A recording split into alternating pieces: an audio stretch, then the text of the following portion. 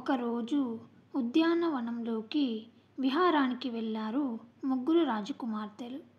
ప్రకృతి సౌందర్యాన్ని చూసి మురిసిపోయిన వారు అబ్బా, ఎంత అందంగా ఉంది ప్రకృతి అనుకుంటూ సంతోషంగా తిరగసాగారు. ఇంతలో వారికి ఒక సందేహం వచ్చింది. అదేమిటంటే, తమలో ఎవరి చేతులు బాగా అందంగా ఉంటాయి అని.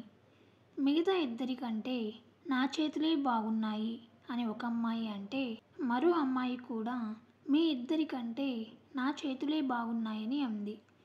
అలాగే మరో అమ్మాయి కూడా ఇలానే అంది. అలా వారిలో వారు వాదించుకోసాగారు. ఇదంతా గమనించిన ఒక దేవకన్య ఒక భిక్షగాడి వేషం ధరించి వారి వద్దకు వచ్చాడు.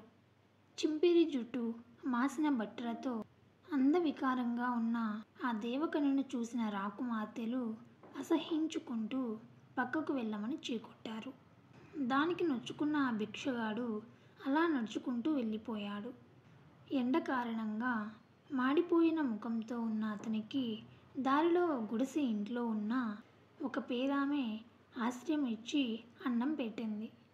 పేదరాలైనప్పటికీ తనకు ఉన్నంతలో కడుపు నిండా అన్నం పెట్టినందుకు తృప్తి పొందిన మారువేషంలోని దేవకన్య ఆమెకు అష్టైశ్వర్యాలను, ఆయురారోగ్యాలను ప్రసాదించింది. దేవకన్య అంతే, వెంటనే ఆమె ఆశీర్వదించినట్లుగానే జరిగిపోయింది. దీన్నంతా కళ్ళార్పకుండా చూస్తూనే ఉన్నారు రాకుమార్తెలు. బిచ్చగాడి రూపంలోని ఆ దేవకన్య తన అసలు రూపంలోకి మారిపోయి రాకుమార్తెల వద్దకు వచ్చింది. తోటివారికి సహాయపడేందుకు సిద్ధంగా ఉండే చేతులే ఈ లోకంలో అతి సుందరమైన చేతులు అని చెప్పి మాయమైపోయింది. దీంతో బుద్ధి తెచ్చుకున్న రాకుమార్తెలు ఇక మీదట అలా ఉండకూడదని అనుకున్నారు. ఈ కథలోని నీతి ఏమిటంటే, ఇతరులకు సహాయం చేయడంలో అందము, గొప్పతనము దాగి ఉంటుంది. ఇతరులకు సహాయం చేసే మనస్సు, పేదవారికి దానం చేసే చేతులే గొప్పవని అర్థం చేసుకోవాలి.